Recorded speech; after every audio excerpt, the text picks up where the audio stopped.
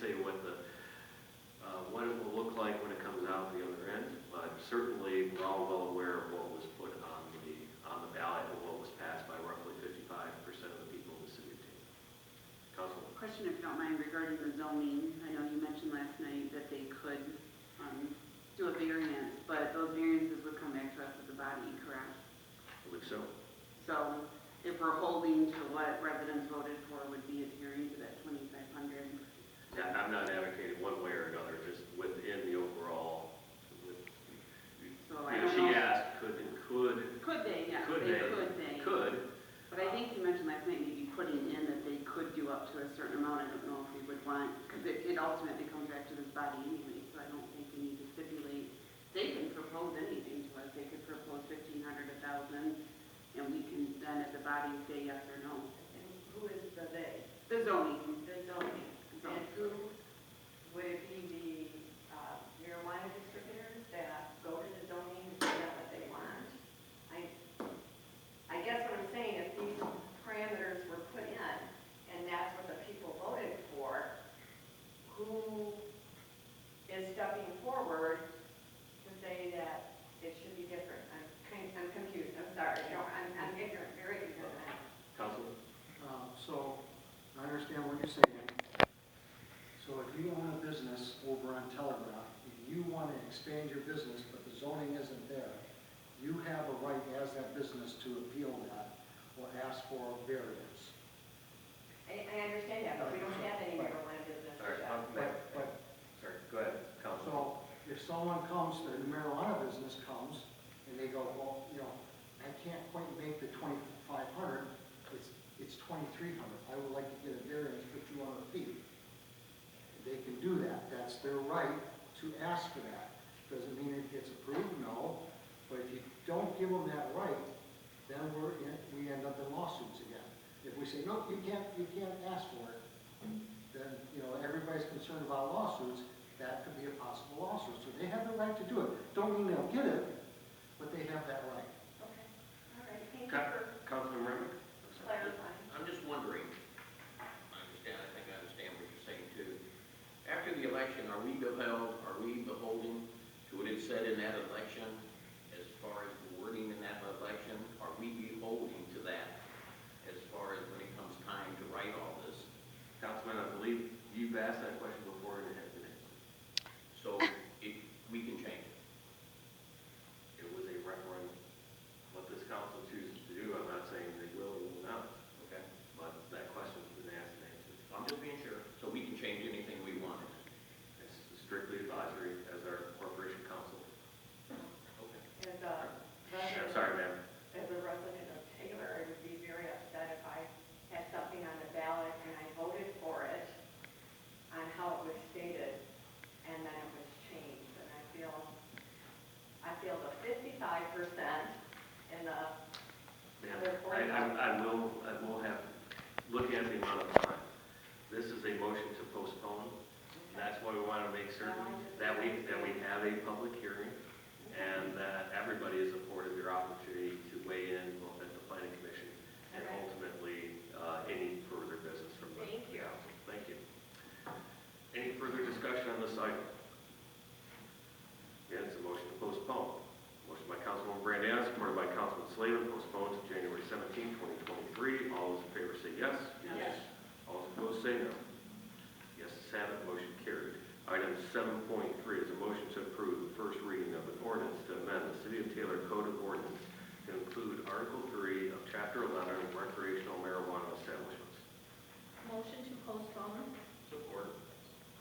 Also a motion to postpone to January 17, 2023. That was a motion by Councilman Brandana, supported by Councilman Ramick. January 17th,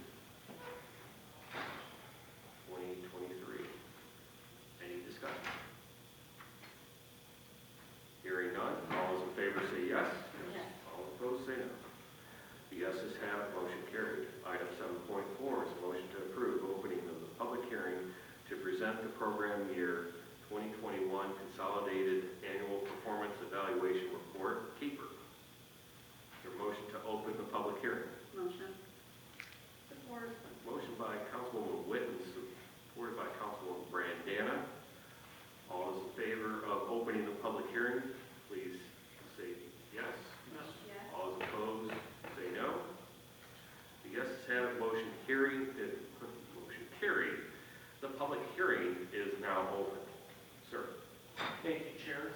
Council. I'm Chris Klimchak, the Community Development Manager, City of Taylor. And this public hearing will address our KEEPR, which is our annual report covering the last fiscal year, which is the 2021 fiscal year that ended on June 30th, 2022. I have a brief presentation of some highlights of the executive summary of the report, and I'll give that and then accept any comments or from the council and from members of the public. The City of Taylor, we had a public hearing and a public comment period that ended today. It was a 15-day period. It was published on October 30th in the News Herald.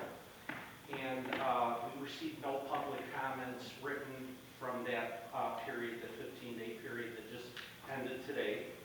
And we will obviously accept comments here at the public hearing, but there were no written comments received.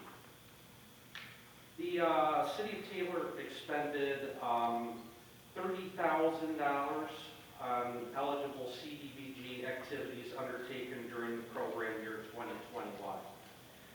Most of that would be for housing, rehabilitation, and other CDBG eligible projects that were expended. The city also expended $120,000 from fiscal year 2021 on administrative activities. That's obviously to administer the Community Development Block Grant Program. We also had a component, the CDBG CV funding, which was the COVID funding, and we expended $443,000 on that, and that was giving grants to small businesses that were $7,500 each, and 44 businesses were assisted there. So that is the total spending. It doesn't seem like a lot. We had obviously not an excuse, a reason was COVID, and we all know the past year or two things are getting back to quote-unquote normal, but the spending was, and we're not alone in that. The City of Taylor, a lot of other entitlement communities around the state and the nation have been challenged with expending money in a timely fashion. And we're hoping that in this upcoming year and moving forward, we'll be expending block grant money in a timely fashion. So that was, let's see if I had any other, I want to make those initial comments brief. And I believe that was it. This document, the draft copy, was available for the past 15 days online and through anybody that requested a hard copy. And was made available to the public for review. So those are the highlights. And this time we'll accept any comments or from the public or the council. Councilman Johnson. I cornered you in the hall the other day. Well, not really corner, that was a discussion. Yeah, discussion about fencing around our city cemeteries. Is this the program we go through, and can we still move forward with that, or look at that? And I was going to bring this up, and as we discussed, Councilman, the upcoming proposal period for next year's block grant monies, which will begin July 1, we're starting the proposal process right now, and it'll run through January 27th. So as I stated, if there are any programs, projects, activities that any interested parties, nonprofits, city departments, we're going to start that proposal process. So we'll be accepting those proposals. And what we do is they will come in and they will go into the mayor's office, and then we'll sit down and vet those out and see what proposals we receive, and that'll be part of the process leading into the first part of next year. So I encourage you, councilmen, to get whatever parties would need to be involved with that to start developing a proposal with estimates and submit that to the CDBG program.